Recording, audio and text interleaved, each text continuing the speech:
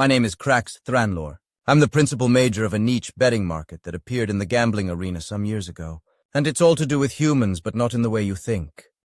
It all started one odd day with a simple argument between two empires and humanity in the middle. Humans have always been in the middle. We all know why. Their industries are the largest, their productions were always the best, their economy was always the greatest. This allowed them the envious and unenviable position of always being in the middle of everything and anything going on in galactic politics and economics. They were always there, mediating or resolving something. Their industries have them in direct competition with major empires, and it's because of humans and their ability to build almost anything faster, better, cheaper than anyone else that they single-handedly created and resolved the galactic economic crisis of 3E86. Their military capacity and disunion have them as the private security, dedicated sub-militaries, and largest military fighting force in the galaxy. Almost every empire has at least one human warship or human mercenary clan in their armed forces, or personal guard. Human breeding habits have them at both the most loved and most reviled status in history. Half the empires consider them abominations for how fast they spread and multiply, while the other half love them just as much as they apparently love each other. Wink, wink, nudge, nudge. Human farming and food production is the only thing that isn't in the middle, so to speak. It's the top of any kind. Human star systems are known as the galaxy's breadbasket, and humans now produce 10 times what the galaxy needs to survive on average these days. This basically gives humanity the privilege of being on everyone's minds all the time, and under the protection of most galactic empires. That must be nice. But this isn't about humans and their middleness. We already know all this stuff, it's common knowledge. But what isn't common is a strange quirk I've seen in human behavior. A behavior that they seem strangely ignorant of, for some reason. And I've gotten stinking stoning rich from noticing it. It isn't abnormal or illegal to engage in the practice of gambling, even for non-humans. Political gambling, however, is one of the most volatile betting markets you could engage in. You could be up 20,000 one moment, then a political scandal erupts and you are suddenly down 50,000. It's all simple common sense, though, if you know how to notice things. Never bet on the new blood to be without scandal. Never bet on the old guy with military medals to make a play for peace. Never bet on the mid guy to actually make a decision. Simple stuff you learn very, very fast. What do I mean by this, though? Here's a refresher course. New blood refers to the new guys. The older generation has to retire eventually, either by force by their people, death by subterfuge, old age, or simply because it's that time to enjoy one's golden years. The new guys come in after them, by vote, by nepotism, by choice, or because nobody else wanted the job, and immediately they start doing things they think is the right way to do it. 9 times out of 10, the new blood creates more problems than they solve, and they have to either eat humble pie and take the loss, or face criminal prosecution and be replaced by either another new guy or an old guard who reverts the changes back to what works.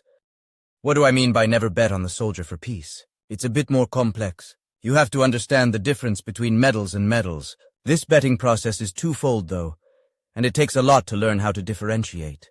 There's 2 kinds of bets to make here. The politician who is given medals and a military command, and the actual soldier who is awarded medals for actual combat. These are 2 separate bets in one go, but it has roughly the same impact, considering who exactly it is. It all depends on the context. If it's just a bloviating politician who is given medals as a means to shut him up, or just some old fart with medals and bravado or a loud mouth, that's a politician, not a soldier. Then you have the actual soldier with medals won in a war, an officer who actually saw the battlefield and knows what actually happens. The bright smile and camera flash versus the fake smile and knowing sparkle in the eyes. The confident stride versus the tired stride. It's highly variable, but it always ends the same. One way or another, though, it will end in war. It always does. The only difference is the politician with medals will use power as his excuse. The soldier will use life itself as his excuse. The soldier will see a real threat and will rally those around him to end it. The politician will see the chance to have more medals and try to pick a fight with the wrong opponent. Either way, it always ends in war, and it always ends in a short career. If the humans are their target, always bet on the humans to win. They always have. What do I mean by the mid guy? The centralist, the indecisive, the hardest political bet to make, but the most lucrative. Politics is swarming with these idiots, so desperate to prevent violence or catastrophe or their stocks from falling or some other reason. They will do anything and everything to stay on everyone's good side, ultimately pissing off everyone due to indecision. A crisis happens, they fail and are replaced because they are too busy trying to make everyone happy instead of fixing the problem around them. Centralists are the most annoying bet to make. You can always guarantee failure and replacement, but their movements are extremely unpredictable. One moment they will be placating both sides of a conflict or debate, then the next moment they would stab both of them in the back, or the face, in one unfortunate case, literally. But one thing you can always bet on is everyone eventually getting sick of them and putting them somewhere. Usually the grave. There is, however, one particular betting market that only I seem to be the one to make any money in. Humans. Well, more specifically, humans' reactions to the world around them. What do I mean by this? This requires context. It wasn't the first recorded incident, but it was the first that made us start looking closer. The first one that made us think more about it. The first incident that scared us. By this point, humanity had been a part of the Confederacy for over 70 of their Earth years, and had become a critical component in the galactic hegemony. By this point, almost all empires had at least one human in their service in some capacity. Even the reclusive hive minds and machine empires had humans in their service. It all started during a council meeting. The Imakandi Imperium were making noise about a war with the Saranai, the humans' closest ally and biggest trading partner at the time. The Imakandi were using old documents relating to ancient rites and passages in their old religion, something the council frowns upon even to this day, to attempt to legally acquire a claim to Saranai worlds near their borders. Both the council and the Saranai were of course not having any of it, and were arguing on the topic. The Imakandi grew increasingly aggressive on the matter and announced their intent to take the worlds by force. According to them, they claimed those worlds long before they reached space. An impossible claim, of course, but they were adamant. When war was mentioned, the humans stepped in, declaring their support for their allies and announcing a mobilization of their military fleet in response. A short argument broke out, but then it happened. An ambassador from the Kolvata, a race of crab-like creatures that shared a border with them. They offered context for the situation and possible evidence of a legitimate claim. The claim was of course rejected, as history knows, but the evidence they submitted was stirring. The Imakandi are a proud warrior people, and apparently at the time the concept of seeking help for a problem they had, no matter what it was a matter of shame. A culture that lives by a do-it-your-damn-self attitude. An admirable mindset, of course, but one subject to failure under the right circumstances. The ambassador tried to cover up the evidence by demanding its deletion or removal from proceedings. Too late. What played out were a series of secret photographs taken of Imakandi worlds beset by a famine of biblical proportions. They wanted the worlds to turn them into farmlands for food production. Being such a prideful species, it didn't occur to them to ask for help. The ambassador felt defeated as the council reacted to the images. Then it happened. The Imakandi ambassador shed a shameful, decidedly unwarrior-like tear at the sight of several Imakandi younglings lining up at a market for scraps of bread. The humans snapped and changed their demeanor in milliseconds, from a gaze of hatred and war to a stance of pity and hope. The atmosphere in the room shifted with their sudden change, as if the universe itself had shifted with them. From the tension of warmongering pettiness to an expression of empathy and sorrow, the sheer swiftness of that shift in demeanor and tone shook the entire council awake. The humans went from "I'm going to stab you" to "I want to hug you" in milliseconds flat. The muscles in their faces, the tone of their skins, the rustle of the uniforms they wore shifted in a way that wasn't entirely natural, at least not to the rest of the council. All done in one perfect unison. Every human in that room shifted. You could feel it like a drip in a perfectly still puddle, from perfectly calm as if the universe itself felt bored, to the entire universe suddenly being at full attention, scanning for a threat. The expressions they had changed almost instantly, fast enough we never registered that change. It went from stoic and calm to sorrowful and angered. Just like that, a shift from calm monotone to God-killing anger. The entire council felt that. I swear if I didn't know better, the human's sudden emotional shift was so vicious and instantaneous that reality itself seemed to snap for a brief, terrifying moment. The room fell dead silent for 2 minutes and 23 seconds. In that time, we were able to take a close look at just how much of an effect that shift had on the world around us.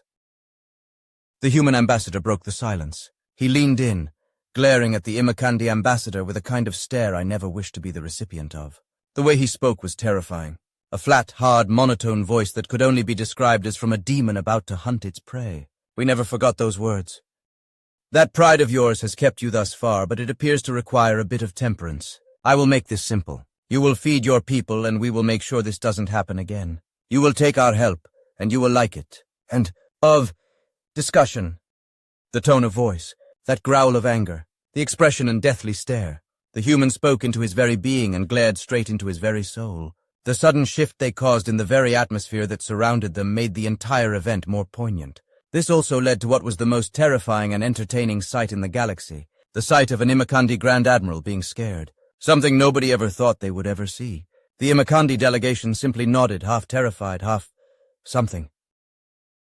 The meeting adjourned, and within hours, due to humanity's industrial capacity, the starvation epidemic was over basically the next day. This much is known. The Imakandi ate a good helping of humble pie during the coming weeks, too terrified of the humans' seemingly mystical capabilities to bother talking back while being lectured about the sin of pride. This sent ripples through the community, not just because of the sheer swiftness of their response, but mostly due to how humans behaved at that moment. That was terrifying and awe-inspiring, to see humans switching brain patterns in such a way, going from, as they would put it, from 0 to 100, from standing still to a full sprint. It was jarring to say the least. We didn't really pay that much attention after that, as we suspected it might have been a simple singular encounter, a freak occurrence as it were. It wasn't. 2 months later we got the opposite end of the spectrum, and several members of the council had to be medically evacuated from the chamber at the end of the day.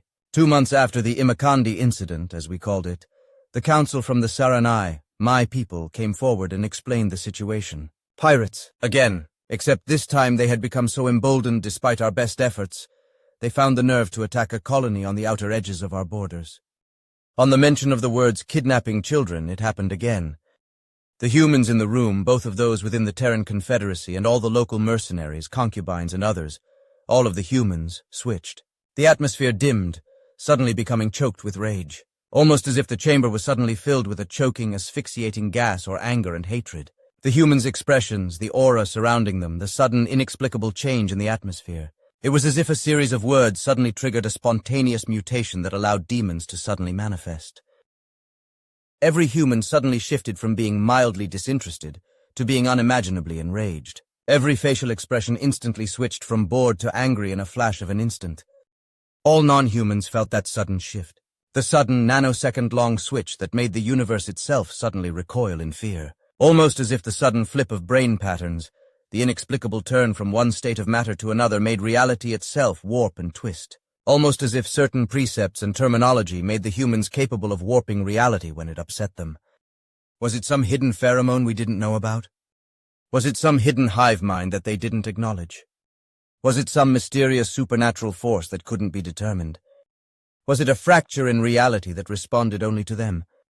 Was it some ancient instinct or derelict engine of psychic power that hummed to life for brief moments? There was no way to really know. When the meeting was concluded, we all still felt it. Humanity immediately went on a full-scale war footing and wiped the pirates out within weeks. The issue was resolved, but that meeting, it woke more than a demon.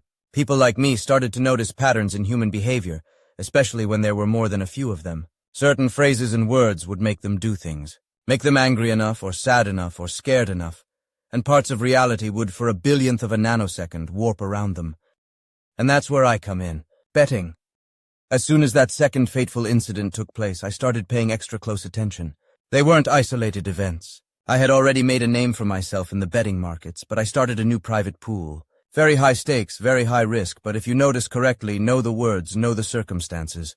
If you survive the heart attack from the reality warping they do, you can make millions. So many different bets to make all in one setting, and it quickly adds up if you get it right. Bets on how the humans will respond to specific circumstances. Bets on atmosphere oxygen levels. Bets on how long the reality warping effect would last. Bets on human facial expressions. Bets on which counselor would pass out from the event. Bets on what plant or decoration in the council chambers would inexplicably vanish or be switched with another object. If you get it all right, you can make or lose a fortune within a few minutes. But it isn't easy to do this. It's very difficult, in fact. You have to learn about certain behavioral patterns. Pay close attention to facial expressions. Recognize heart rates at a distance. Learn how to notice patterns in eye movement, or even have special, if very illegal, psionic recording devices to notice these patterns. If you get it wrong, you're broke and scared. If you get it right, you're scared and rich. Betting aside, the humans themselves, for one reason or another, appear strangely ignorant of this behavioral pattern. They don't even seem to recognize that an event even took place, almost as if reality warped itself at their command, then erased the memory of them warping it. This led to some more terrifying thoughts among the galaxy.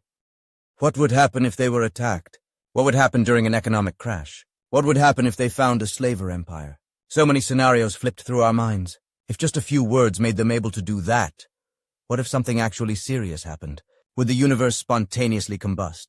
Would reality collapse and that thing that threatens them suddenly vanish from existence? If we pissed them off enough, we would have more to fear from them than their guns. All I'm saying is be careful around humans and what you say around them. You may break reality itself by asking the wrong question.